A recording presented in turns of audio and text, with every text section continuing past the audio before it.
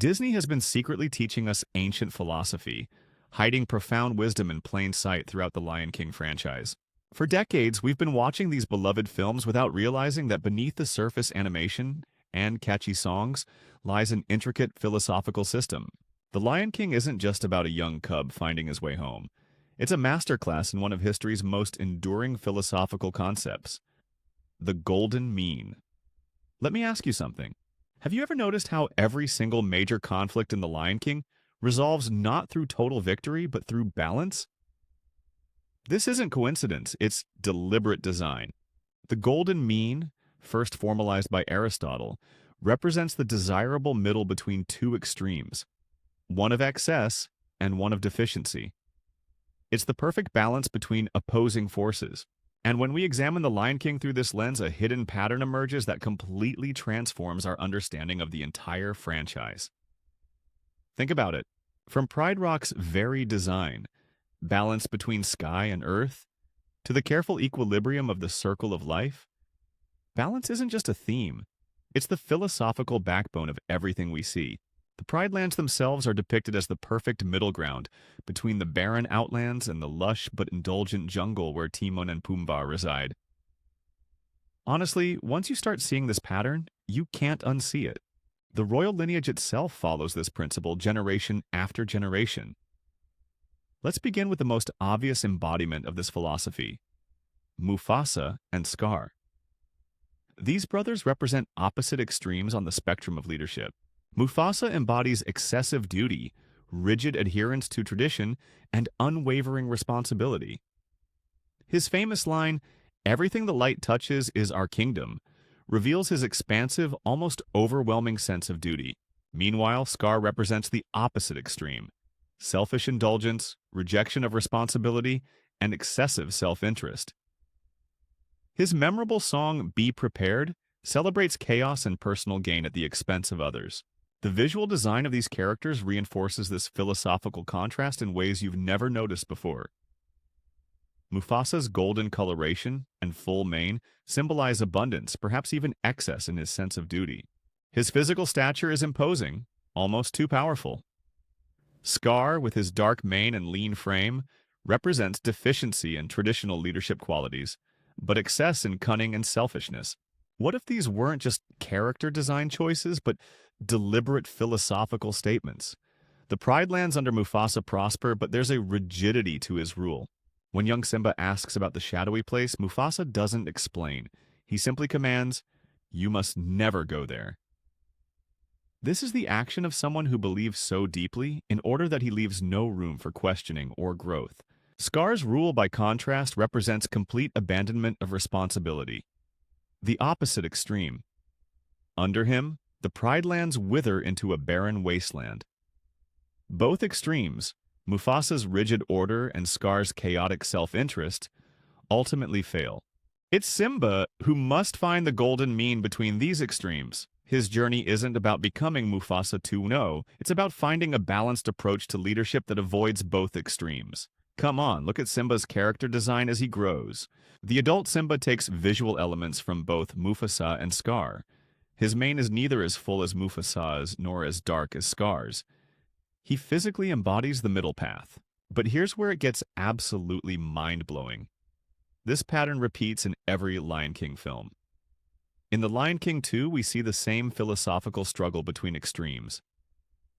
Zira represents one extreme, fanatical devotion to Scar's memory and vengeance. Simba, traumatized by his past, has swung to the opposite extreme of overprotection and isolation. Once again, the resolution comes not through total victory of one side, but through the golden mean, represented by Kiara and Kovu bringing the prides together. "We are one," Kiara tells her father, essentially articulating the golden mean in just 3 words. The Lion Guard continues this pattern with Kion learning that the roar isn't about raw power, excess, or avoiding conflict, deficiency, but about finding balance in its application. This changes everything. Disney didn't just happen to tell similar stories. They've been systematically exploring the same philosophical principle for decades, teaching generations of children about the value of the golden mean without ever explicitly naming it. Even the musical compositions follow this pattern. Circle of Life balances traditional African vocals with Western orchestration.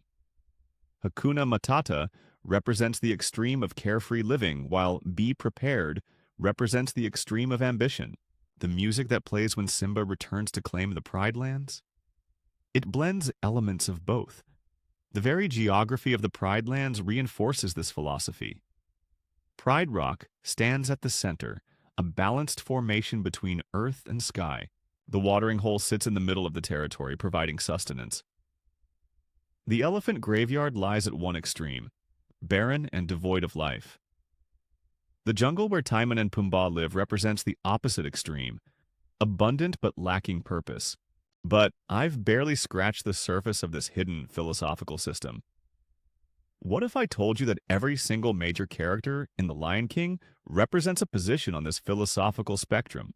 That their names, color schemes, and even the lighting used in their scenes reinforces this hidden message? Let's face it, we've been watching these films our entire lives without realizing the profound philosophical education Disney has been giving us. The golden mean isn't just a passing theme. It's the key to understanding the entire franchise.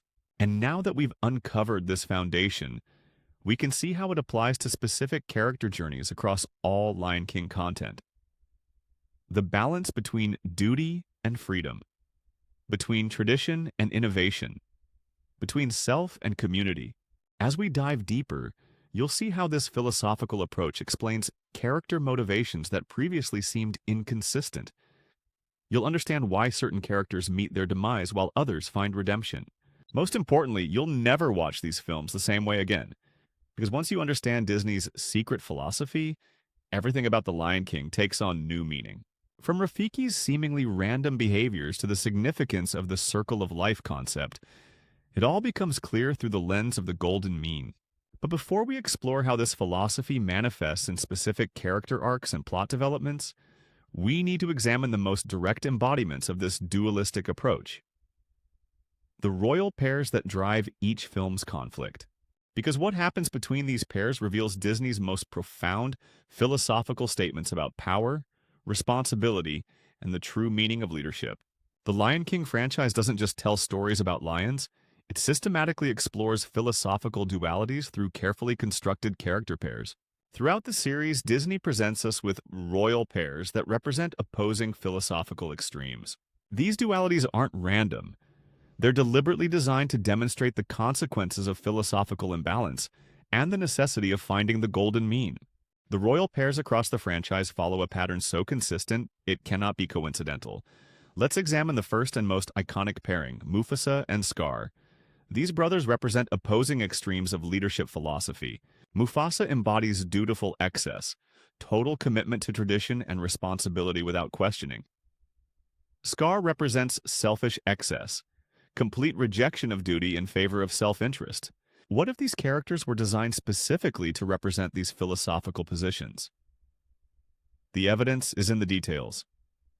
Look at their physical designs with fresh eyes and you'll see philosophical statements hidden in plain sight.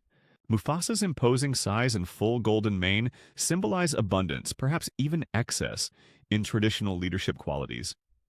His broad shoulders literally carry the weight of the kingdom. Meanwhile, Scar's lean frame and dark coloration represent deficiency in traditional leadership qualities, but excess in cunning. Even their territories reflect this duality. Mufasa rules the light, open savanna, a place of exposure and transparency. Scar dwells in shadowy caves, places of concealment and secrecy. Their names contain philosophical meaning, too. Mufasa derives from a Manazoto word meaning king. Direct, straightforward, traditional.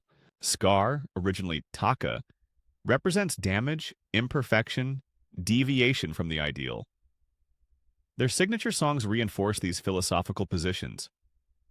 Mufasa's wisdom is conveyed through Circle of Life, a song about eternal order and responsibility. Scar's philosophy comes through in Be Prepared, celebrating disruption of order for personal gain. But here's where it gets fascinating. This exact pattern repeats with every royal pair in the franchise. In The Lion King 2, we see Simba and Kovu representing opposing philosophical approaches. Post-trauma Simba has swung to an extreme of isolation and fear. building boundaries and rejecting outsiders. Kovu, raised in Scar's philosophy but questioning it, represents the potential for finding balance. Look at their physical designs. Simba now has a fuller, slightly darker mane than when we last saw him, showing his shift toward a more rigid position. Kovu bears Scar's coloration, but with Mufasa's build, visually representing the potential for balance between extremes. The Lion Guard continues this pattern with Kion and Vitani. Kion, with his connection to the spiritual world through the roar, represents traditional power. Vitani, formed by hardship in the Outlands, represents innovation and adaptation. This changes everything. Disney didn't just create memorable characters, they systematically constructed philosophical avatars representing positions on a spectrum from excess to deficiency, with the golden mean as the ideal middle path. The naming conventions across the franchise reinforce this philosophical system. Names beginning with M, Mufasa, Mohatu, typically represent traditional authority. Names with S, Scar, Simba, represent transformation or deviation. Names with K, Kion, Kiara, Kovu, represent balance or potential for balance. This isn't random. It's a deliberate encoding of philosophical positions into the very identities of these characters. Let me show you something even more shocking. The physical environments in each film mirror this philosophical spectrum. In the original film, we have three main environments: the Pride Lands, Balance Center, the Elephant Graveyard, Deficient Extreme, and the Jungle, Excessive Extreme. Characters literally move through philosophical spaces as they develop. The Lion King 2 gives us the same pattern: the Pride Lands Center, the Outlands, Deficient Extreme, and Timon and Pumbaa's Paradise, Excessive Extreme. Once again, characters' physical journeys mirror their philosophical evolution. What's the strongest evidence this is deliberate? The consistency across decades of films made by different creative teams. Consider how Scar and Zira meet their demise. Both reject the balanced middle path to the very end. Both fall from heights into water, symbolizing the consequences of philosophical extremism. Meanwhile, characters who find balance, Simba, Kiara, Kovu, Kion, achieve lasting happiness and stability. The message couldn't be clearer. The golden mean leads to flourishing. Extremes lead to downfall. You've likely watched these films dozens of times without noticing this pattern, but once you see it, you can't unsee it.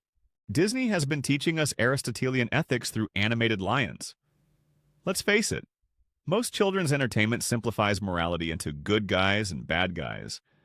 But The Lion King does something far more sophisticated. It shows that villains aren't simply evil. They represent philosophical imbalance. This explains why some villains find redemption while others don't.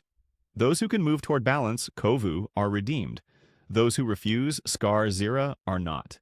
The golden mean even explains the curious case of Timon and Pumbaa, seemingly positive characters who actually represent philosophical imbalance. Hakuna Matata sounds appealing, but it represents an extreme, complete rejection of responsibility and community. It's telling that Simba cannot fulfill his destiny until he rejects this philosophy. Balance requires both freedom and responsibility, not just one or the other. This philosophical framework even extends to supporting characters. Zazu represents excess and duty without joy. Rafiki embodies the balanced middle, wise but playful, spiritual but practical.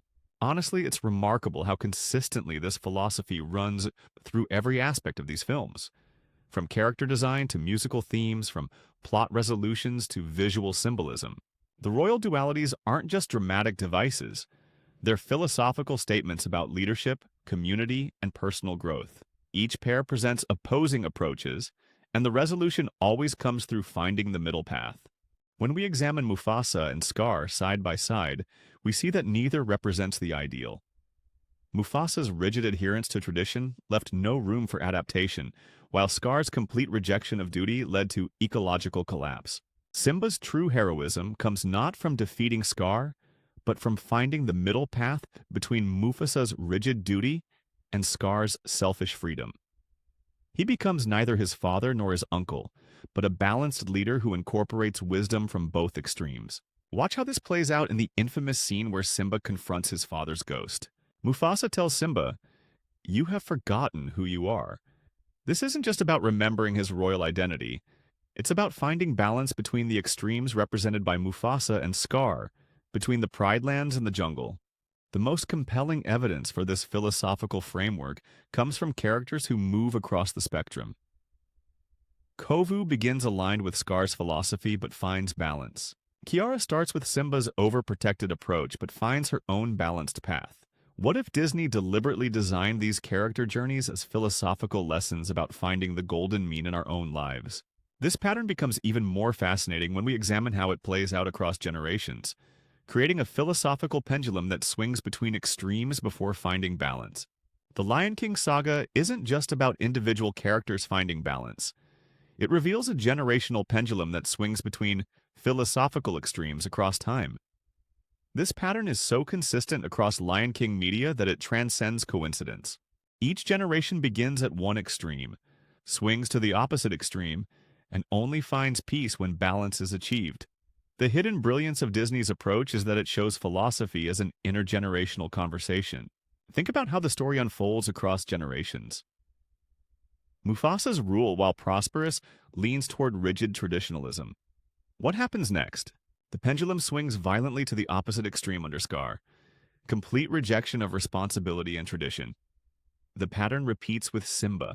After experiencing Scar's chaotic rule, Simba initially swings to an extreme of isolation and overprotection. His fear of becoming like Scar drives him to the opposite extreme. Look at how Simba treats Kiara compared to how Mufasa treated him. Mufasa allowed young Simba to explore, with supervision. Simba barely lets Kiara out of his sight. The pendulum has swung from one extreme to another. What's remarkable is how Disney visually emphasizes this philosophical pendulum. When Simba returns to claim the throne, the Pride Lands have withered under Scar's rule. The lush savanna has become a barren wasteland, a visual representation of philosophical imbalance. When balance is restored, the lands literally bloom again, philosophy made visible through environment. What if every environmental transformation in the Lion King franchise represents a philosophical shift? Consider the transformation of the Outlands in The Lion King 2. Initially barren and hostile, they become integrated with the Pride Lands when balance is achieved through Kiara and Kovu's union. This changes everything. The major conflicts in The Lion King aren't about good versus evil. They're about the natural philosophical pendulum that swings between extremes across generations until balance is found. This pattern explains why the conflicts in Lion King can't be resolved through simple victory. When Simba defeats Scar, he doesn't solve the underlying problem. He only completes half the pendulum's swing. True resolution only comes when the pendulum stops at the center. Let's look at how this generational pendulum plays out with specific character lineages. The royal lineage follows this pattern precisely. Mufasa, tradition; Scar, rejection; Simba, overprotection; Kiara, integration; Kion, balance. Each generation reacts to the excesses of the previous one. The Outlanders follow the same pattern. Scar, isolation; Zira, fanaticism; Kovu, Vitani, reconciliation. Again, the pendulum swings between extremes before finding center. The most compelling evidence for this philosophical framework is how it predicts character fates. Characters who remain at philosophical extremes meet tragic ends. Scar refuses to move toward balance and meets his end at the paws of his former allies. Zira rejects Kiara's offer of help, a literal hand extended from the balanced center, and falls. Meanwhile, characters who move toward balance, Kovu, Vitani, Kiara, achieve lasting happiness and harmony. The message is consistent. The golden mean leads to flourishing, extremes lead to downfall. What about Kion and the Lion Guard? His story follows the same pattern. Initially wielding the roar with raw power, excess, then afraid to use it at all, deficiency, he eventually finds balance, even passing the roar to Vitani when he recognizes she has found balance without it. This generational pendulum explains one of the most puzzling aspects of Lion King lore: why some villains find redemption while others don't. Those capable of moving toward the golden mean, Kovu, Vitani, are redeemed. Those who cling to extremes, Scar, Zira, are not. The books and extended universe material confirm this philosophical framework. In The Lion King's Six New Adventures, we learn about Ahadi, Mufasa's father, and his strict rule, another point on the philosophical pendulum. We meet Kopa, Simba's son in the books, who struggles with the same balance between freedom and responsibility. Let's face it, most viewers see these stories as simple moral tales, but they're actually sophisticated philosophical explorations of how extremes create conflict and how balance creates harmony. Consider the character of Nuka in The Lion King 2. His frustration at being overlooked stems from his position at an extreme. He's all ambition without substance, all loyalty without questioning. He literally dies caught between two groups, unable to find balance. The Golden Mean explains seemingly random story decisions. Why does Kion leave the Pride Lands for the Tree of Life? Because he needs to find a philosophical balance after the trauma of defeating Scar's ghost. The geographical journey mirrors the philosophical one. The most powerful evidence for this framework is how it appears in the recently released Mufasa film. The new film reveals that Mufasa himself was originally an outsider who found balance by integrating with a new pride. Taka, later Scar, begins as his friend but becomes unbalanced through jealousy. The pendulum was swinging even before the original film began. Look at how each villain origin is portrayed across the franchise. They don't simply go bad, they become philosophically unbalanced. Scar becomes consumed by jealousy, Zira by fanatical loyalty. The strange lion who gave Scar his scar by excessive ambition. What if Disney deliberately designed these villain origins as warnings about philosophical imbalance? The ancient African wisdom traditions that influence The Lion King emphasize balance through concepts like Ubuntu, I am because we are, and the harmony between individual and community. Disney incorporated these philosophical traditions into the very structure of its storytelling. Look how this pendulum appears in character design across generations.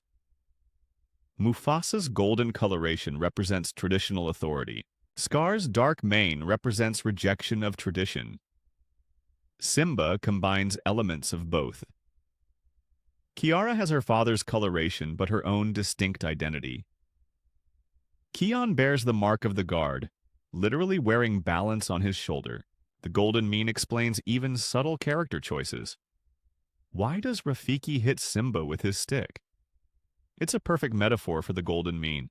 Neither complete passivity nor excessive force, but just enough to create change. Come on, the evidence is overwhelming when you look at how consistently this philosophy appears across decades of Lion King content created by different teams. But to truly understand how deeply this philosophical system runs through The Lion King, we need to look at the most misunderstood characters in the franchise. The hidden villains who aren't evil so much as philosophically imbalanced. The Lion King franchise doesn't just give us obvious antagonists. It presents a sophisticated understanding of villainy based not on evil intent, but on philosophical imbalance. This reframing of villainy explains one of the most puzzling aspects of The Lion King. Characters who seem helpful but ultimately hinder the hero's journey. These aren't villains in the traditional sense, but they represent philosophical obstacles to finding the Golden Mean.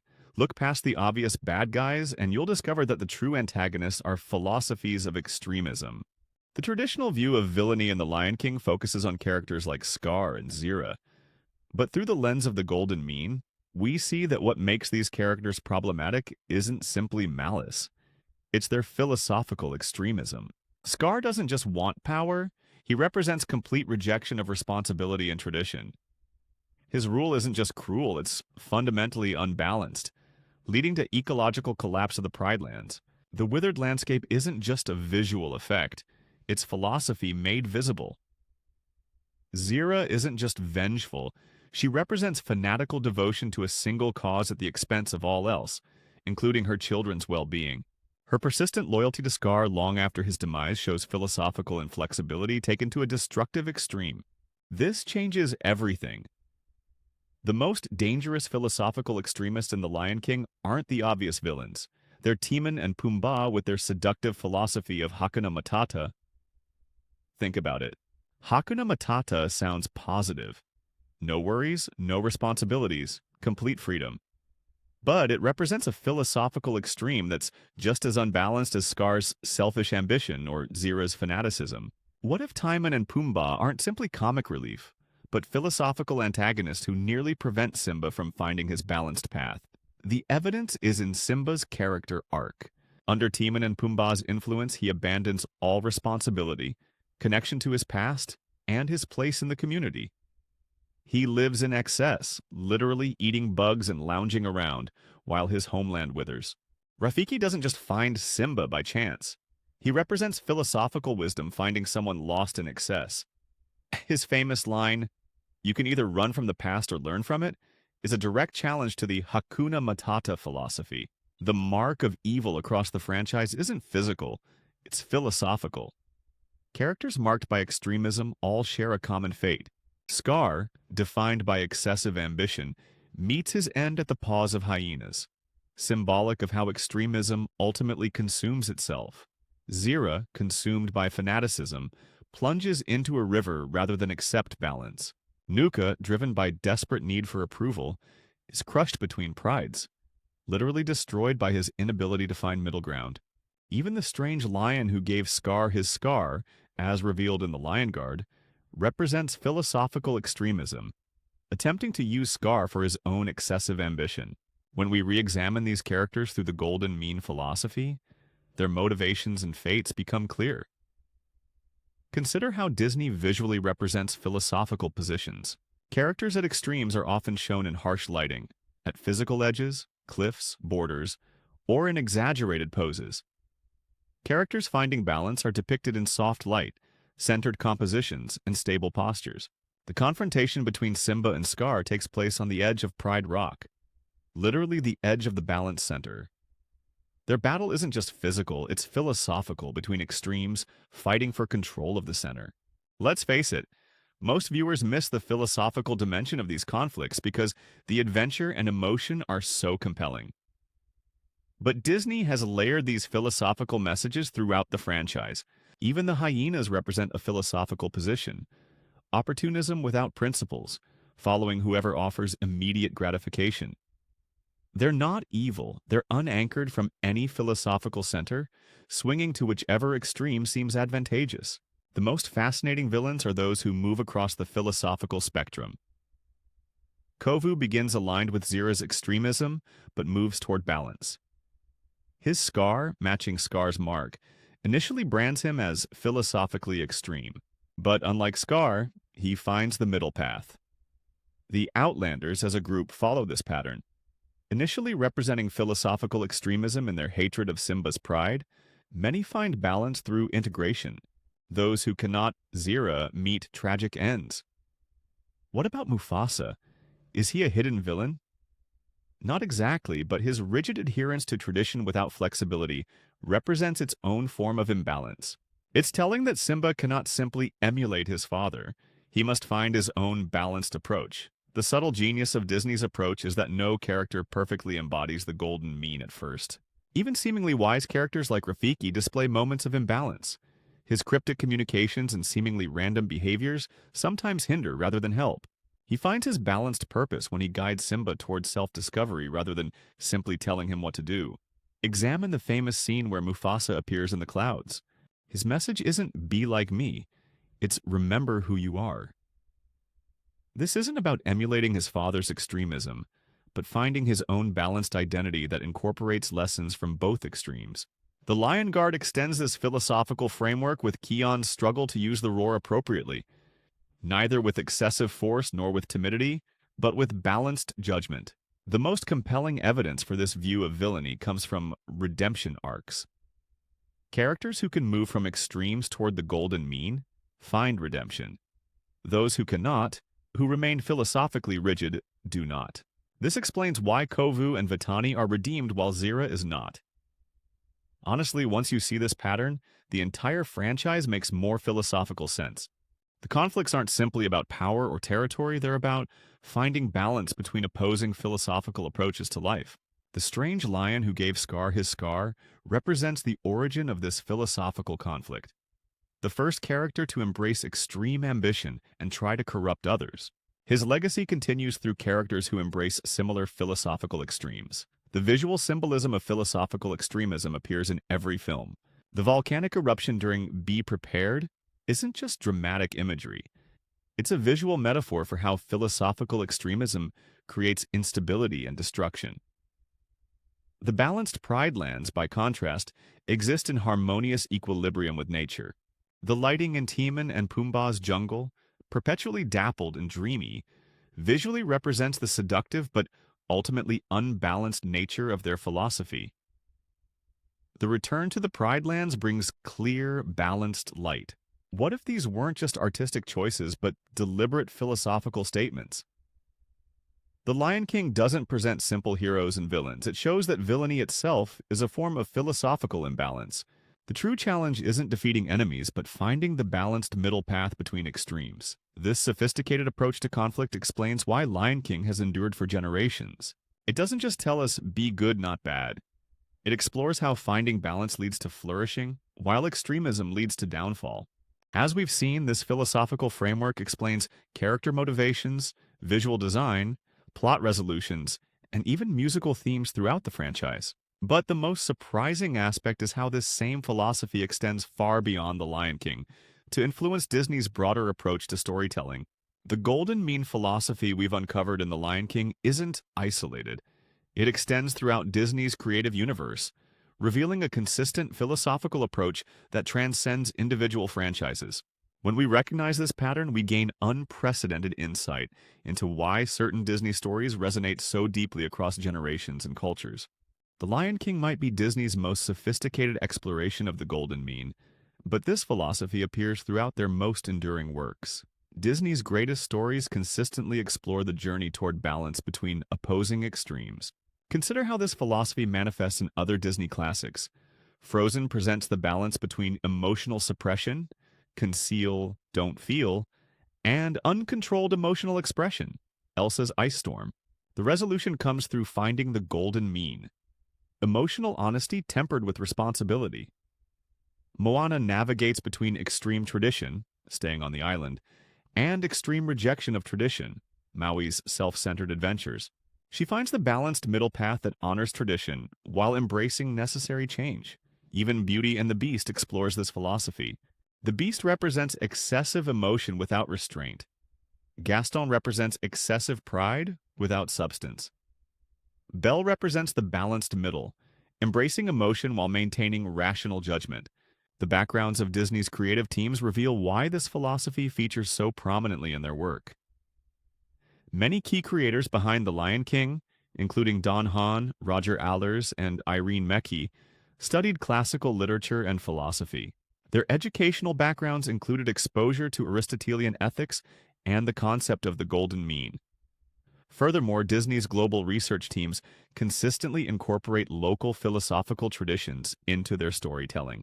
The Lion King draws heavily from African philosophical concepts that emphasize balance, Ubuntu, community harmony, the concept of ancestors providing guidance, and the balance between human communities and natural ecosystems. What if Disney deliberately adopted the golden mean as a guiding creative principle, precisely because it resonates across cultural boundaries? The universal appeal of the golden mean explains why Lion King has maintained such cultural impact across decades. Every human culture has some version of the golden mean philosophy. From Confucian moderation to Buddhist middle path, to Greek Mesotes to indigenous American harmony with nature, the concept of finding balance between extremes appears consistently across human philosophical traditions. By anchoring The Lion King in this universal philosophical principle, Disney created a story that resonates regardless of viewers' cultural backgrounds. The search for balance speaks to a fundamental human intuition about flourishing. This changes everything. Disney's most successful franchises all explore some version of the golden mean, suggesting that this philosophical approach isn't accidental but a deliberate creative strategy. When we examine Lion King's continued cultural impact through this lens, its enduring popularity makes perfect sense. It doesn't just tell an engaging story, it expresses a philosophical truth that resonates across generations and cultures. The golden mean explains why Lion King has spawned so many successful adaptations and extensions. The Broadway musical, the photorealistic remake, the Lion Guard series, each retells the same philosophical journey in different forms. The medium changes, but the philosophy remains consistent. Pride Rock itself stands as the perfect visual metaphor for the golden mean. Look carefully at how Pride Rock is designed. A balanced formation that extends horizontally while reaching vertically. It's neither completely grounded nor completely elevated. It exists in perfect balance between earth and sky, between the physical and spiritual realms.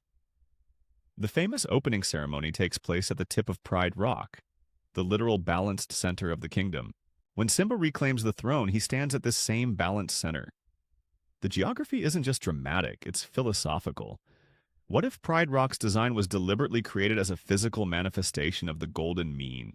The original concept art for Pride Rock, created by Disney artists in the early 1990s, went through numerous iterations. The final design emphasizes balance and centrality, the ideal middle position from which to rule. This wasn't just aesthetic, it was philosophical. The most compelling evidence for Disney's deliberate use of the golden mean comes from their creative process. Former Disney story developer Christopher Vogler has written about how the company consciously incorporates philosophical principles into their storytelling. While they rarely name these principles explicitly, concepts like the golden mean-shaped character development and conflict resolution. This explains why Disney consistently resolves conflicts not through total victory of one side, but through integration of opposing perspectives. From Pocahontas to Encanto to Zootopia, the resolution comes through finding balance between extremes. Let's face it, most entertainment companies create simple conflicts between good and evil. Disney's sophisticated approach to philosophical balance distinguishes their storytelling and explains their enduring cultural impact. What does this philosophical framework predict for future Lion King content? Based on the consistent application of the golden mean philosophy, we can make educated predictions about future Lion King stories. They will likely continue exploring the tension between tradition and innovation, present new characters who begin at philosophical extremes and move toward balance, resolve conflicts through integration rather than victory, use visual design and music to reinforce philosophical positions, create new environments that represent different points on the philosophical spectrum. The upcoming Lion King prequel, Mufasa, will likely explore how Mufasa himself found balance between his outsider origins and his royal responsibilities, another journey toward the golden mean. The golden mean even explains Disney's business strategy. Disney balances innovation with tradition, technological advancement with emotional storytelling, global appeal with cultural specificity. Their most successful projects find the perfect balance between these competing priorities. The golden mean explains why certain Disney sequels succeed while others fail. Successful sequels, like Lion King 2, continue exploring the philosophical journey toward balance. Failed sequels often abandon this philosophical depth for simple adventure or comedy. Come on! When you examine Disney's creative decisions through this philosophical lens, even their business choices make more sense. The most profound insight from this analysis is how it applies to our own lives. The Lion King doesn't just entertain us, it teaches us about finding our own middle path between extremes, between tradition and innovation, between responsibility and freedom, between community and individuality. What if Disney's greatest gift isn't just entertainment, but a sophisticated philosophical education disguised as animation? The golden mean explains why Lion King resonates so deeply with viewers of all ages. Children instinctively understand the emotional journey, while adults appreciate the philosophical depth, often unconsciously. When we teach children about the Lion King, we're actually introducing them to one of history's most enduring philosophical concepts. We're showing them that flourishing comes not through extremism, but through finding balance. The moral of the Lion King isn't just remember who you are. It's find your balanced center. This perspective transforms how we understand the franchise's famous phrases. Everything the light touches isn't just about territory, it's about the illuminated middle path between extremes.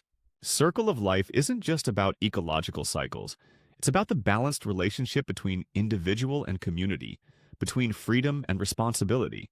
Hakuna Matata isn't presented as wisdom, but as a seductive philosophical extreme that Simba must ultimately transcend to find balance.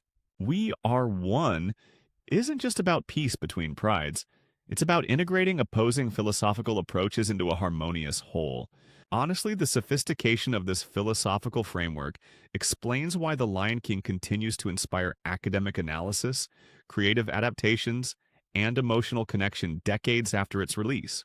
So what does this mean for us as viewers? Perhaps the next time we watch any Lion King film, we should look beyond the adventure and emotion to recognize the philosophical journey.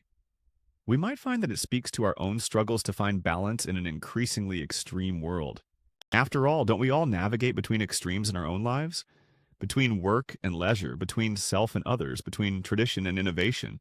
The Lion King's enduring message is that flourishing comes not through embracing extremes, but through finding our own golden mean. And perhaps that's why we keep returning to Pride Rock across generations. Because deep down, we recognize the universal truth of this philosophical journey. We see ourselves in these animated lions searching for balance. The greatest stories don't just entertain us. They illuminate truths about how to live well. Through the lens of the golden mean, we can see that The Lion King isn't just Disney's greatest adventure. It's their most profound philosophical statement. What if the real reason we love The Lion King isn't just its animation or music or adventure, but because it speaks to a philosophical truth we intuitively recognize about how to live a balanced life? Perhaps next time you watch any Lion King film, you'll see beyond the surface to recognize the golden mean journey hidden in plain sight. A journey that not only explains these beloved characters, but might illuminate your own path toward balance.